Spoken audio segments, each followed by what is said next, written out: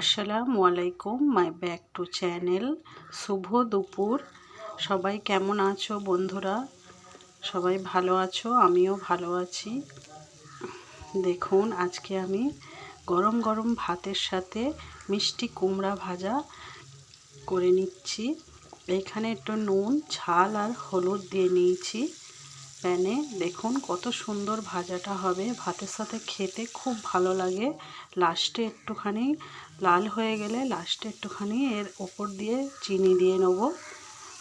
এখানে প্রথম ঢাকা দিয়ে সিদ্ধ করে নেবার পর লাস্টে চিনি দিয়ে নেব।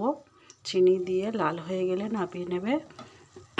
বন্ধুরা সবাই একটু আমাকে ভালোবাসা দেবেন, সাপোর্ট করবেন। আপনাদের সাপোর্টে আমি এগিয়ে যাওয়ার আমার অনেক আশা আছে, আমি যেন এগিয়ে যেতে পারি। আপনারা অনেক অনেক আমাকে ভালোবাসা দিচ্ছেন।